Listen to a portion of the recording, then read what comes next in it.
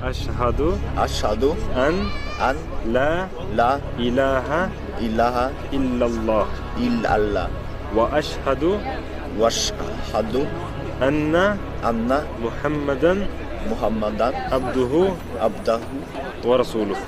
wa rasuluh. Masyaallah. Masyaallah, ye mastur kırım.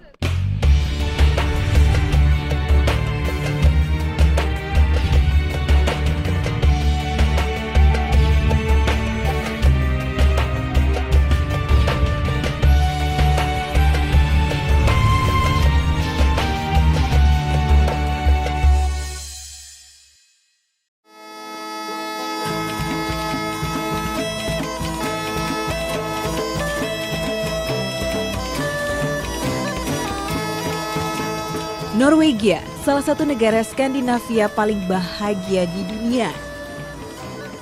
Warga negeri Viking ini hidup sejahtera dan makmur di tengah dinamika kehidupan multikultur.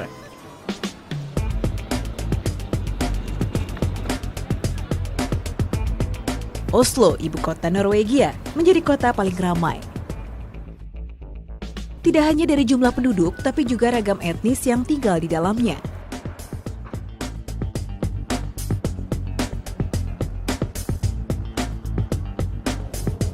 Bermacam etnik, beragam religi hidup berdampingan di Norwegia, dan Islam tercatat menjadi agama yang tumbuh paling subur di negeri ini. Banyak jalan bagaimana tangan Allah bisa menyentuh hati warga Norwegia, bahkan melalui cara yang tidak pernah kita sangka. Di tengah kehidupan yang penuh kebebasan, Islam datang sebagai penerang jalan mereka.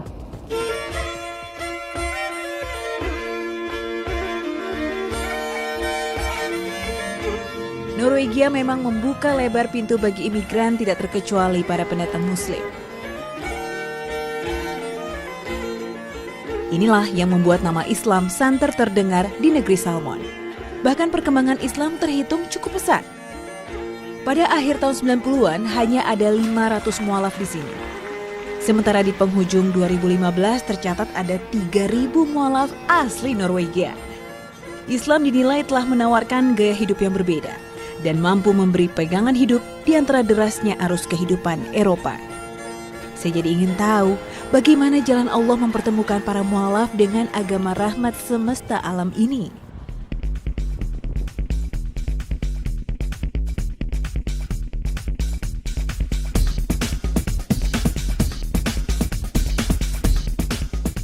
Salah satu kisah yang hendak saya dengar terhampar di kota Hamar, 130 km jauhnya di utara Oslo. Sebuah kota kecil berpenduduk 26.000 orang dengan hanya 2 Muslim asli Norwegia tinggal di sini.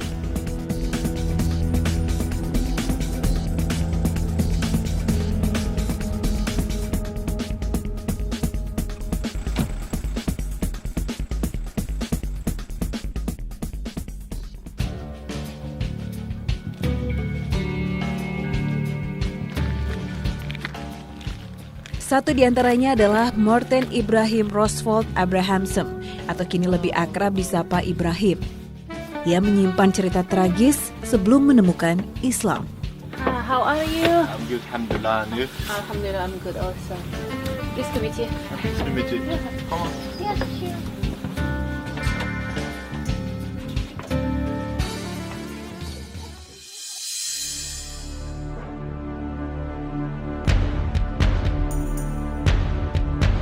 Pada 22 Juli 2011, kota Oslo gempar dengan sebuah bom yang meledak di kompleks perkantoran. Bom ini hendak menyasar kantor Perdana Menteri Norwegia. Akibat peristiwa ini, 7 orang meninggal dan 30 korban luka parah.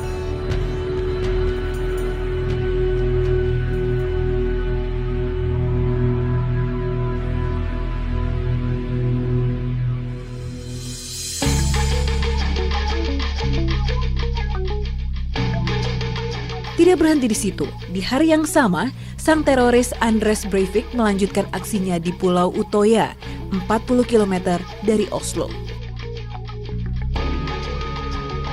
Ia melakukan penembakan membabi buta di pulau kecil ini, di mana ratusan remaja sedang mengadakan kemah musim panas.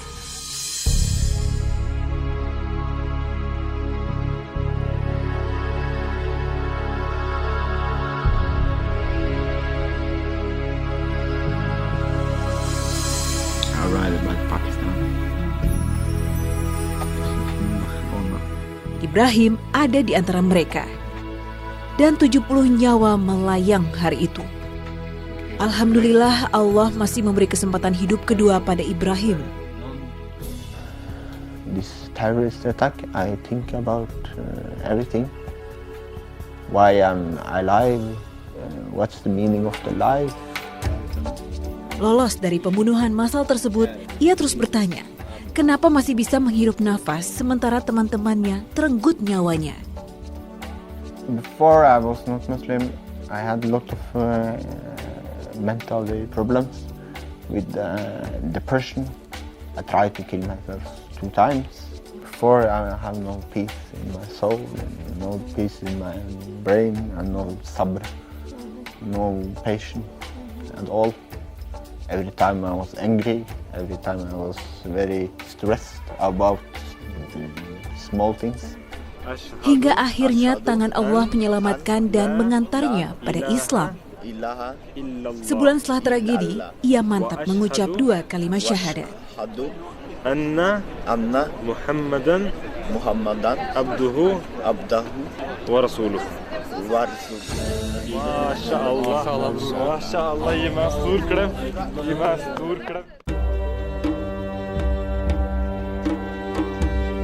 Islam mengubahnya menjadi manusia baru dan merubah cara pandangnya akan kehidupan.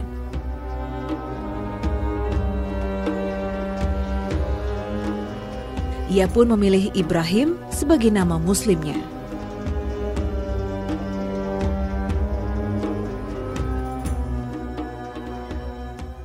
I feel clean, I feel happy, I feel peace, I feel calm.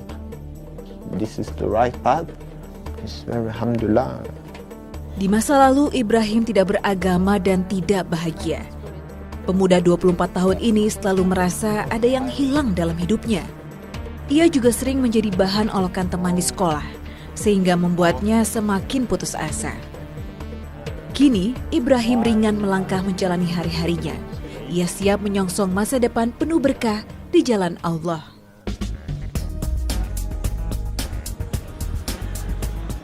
Hari ini Ibrahim mengajak saya untuk mendatangi Pulau Utoya, tempat kejadian tragis tersebut terjadi. Ia ingin mengirim doa bagi teman-teman yang telah mendahuluinya.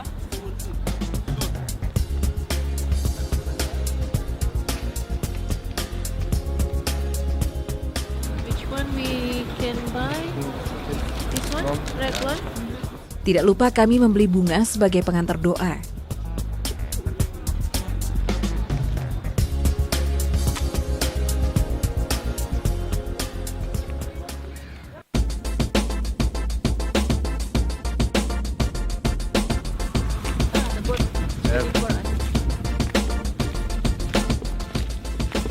Pulau Utoya sudah di depan mata.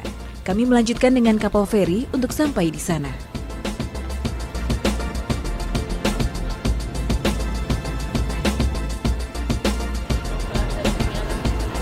The labor organization.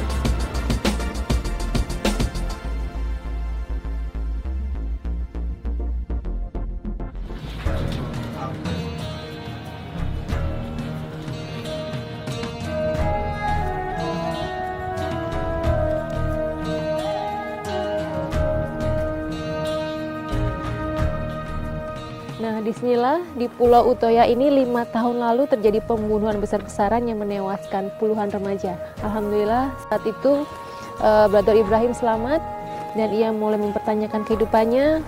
Alhamdulillah ia menemukan Islam dan memeluk Islam hingga saat ini.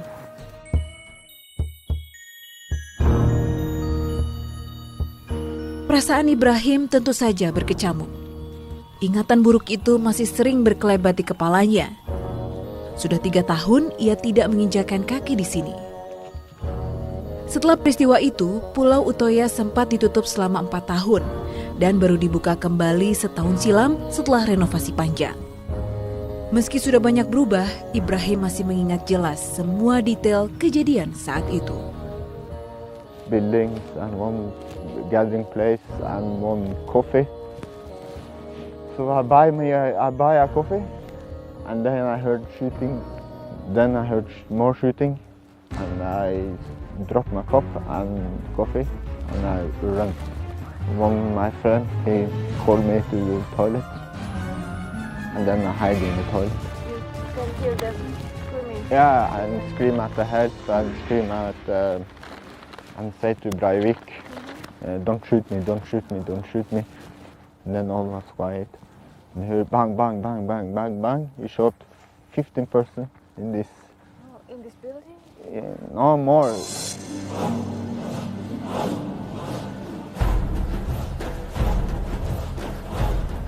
Ketika maut terasa sangat dekat, Ibrahim hanya bisa pasrah. Ia mengikuti doa-doa yang dirapalkan oleh teman-temannya. At the time between when you wait there, like 1.5 hours between death and life, Yeah. how did you feel at that time? Very scary.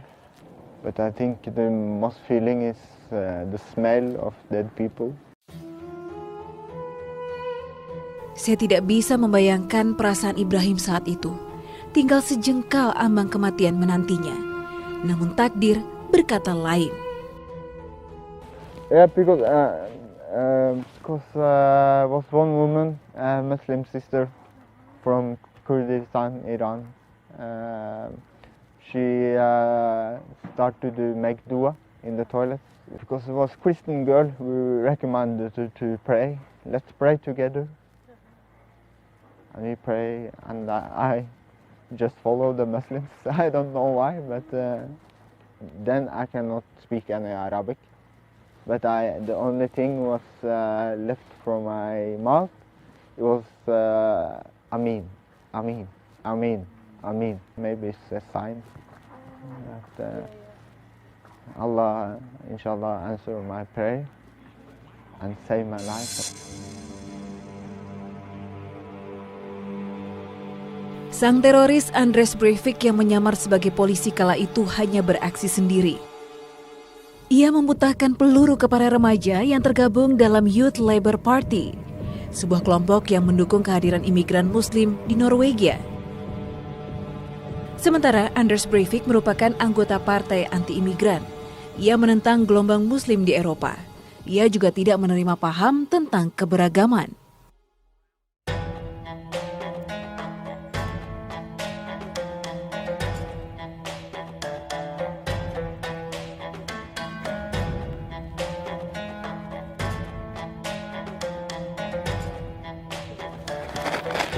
The name of people who are dead. Many young, somebody is 8 because they are voluntary. Some police, some, but the most is the young people. Most of them are very young. Yeah. This 18, 17, 18, 19, 20, 15.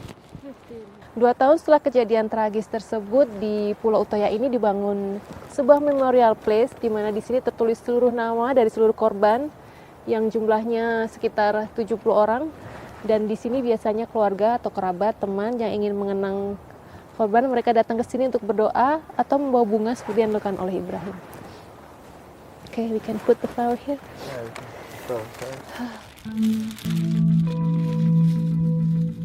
Membaca nama-nama yang tertera dan betapa muda usia mereka, mengingatkan bahwa kematian bisa datang kapan saja tanpa pernah kita duga.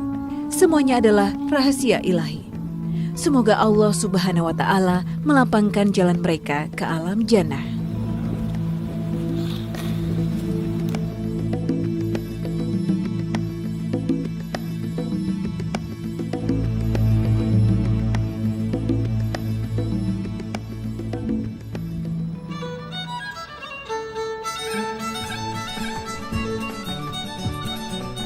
Bagaimana Ibrahim mengenal Islam tidak lepas dari peran Fahad, seorang Muslim kelahiran Norwegia yang aktif berdakwah di Islamnet, sebuah organisasi Muslim di Oslo. Ketika dilanda putus asa yang begitu hebat, secara tak sengaja Ibrahim melihat para Muslim dari Islamnet sedang berdakwah di jalanan kota Oslo.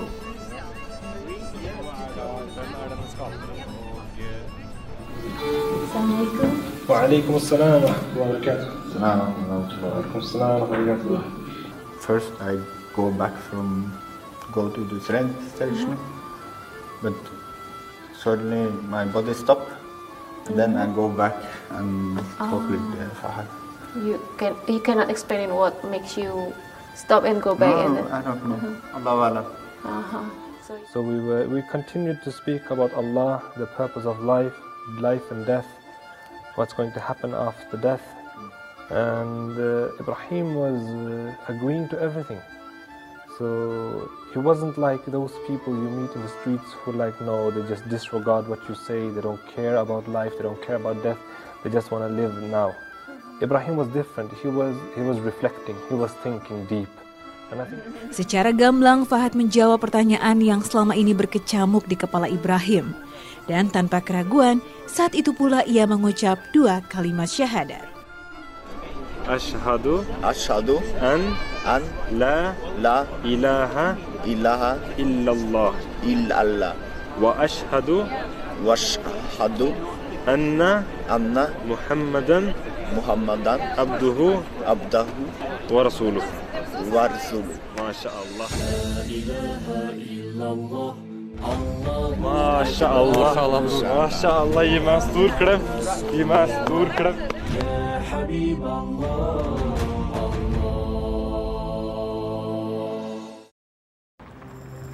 Hidayah Allah memang tidak pernah bisa kita kira. Allah mempertemukan Ibrahim dengan Islam melalui cara yang tak disangka-sangka. Kini, Ibrahim tak pernah lelah bersyukur dengan rahmat Allah yang begitu besar. Semoga iman Islam selalu lekat padanya.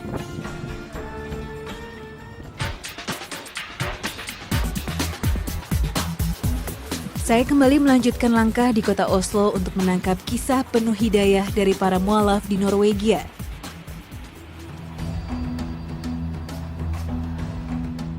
Sonia Kumarvala nama lengkapnya. Perempuan 18 tahun berdarah Norwegia India ini selalu merasa hatinya tertambat pada Islam.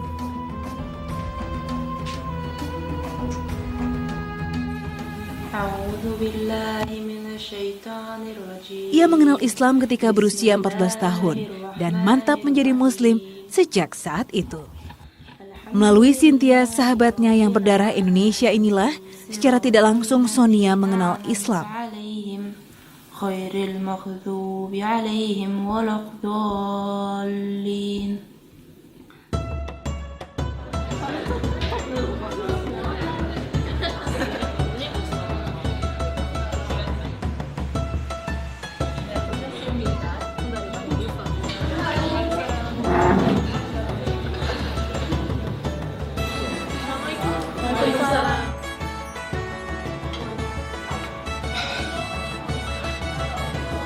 We went for a lecture in the masjid, and a lady told me that tomorrow is not promised. You don't know if you're going to live tomorrow. And as a Christian, that was like a slap in the face for me because you're not used to hear something like that. And then I started thinking, should I do it now or what? And I was a bit scared of what my family going to say because my mom's side is Christian, my dad's side is Hindu, so it's really difficult for them to accept that I choose Islam. So the lady in the masjid told that if you revert now, just leave the rest to Allah. Yeah, I'm really proud of her as well because she's my closest friend, and that she converted, it really touched me. When she converted, I cried a lot. She was like, she was quiet, but I cried a lot because it really touched me. I'd never seen something like that before. I never really expected her to convert as well. So it was really touching. Luar biasa, bagaimana Allah bisa mengubah hidup seseorang dalam sekejap. Islam telah menuntun Muslim Norwegia menuju kebahagiaan yang nyata di negeri paling bahagia di dunia.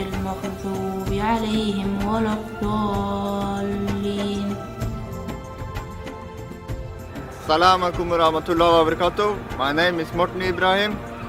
I'm a Norwegian. My name is Sonia Kumarvala. I'm Norwegian and I'm proud to be Muslim. I'm proud to be Muslim.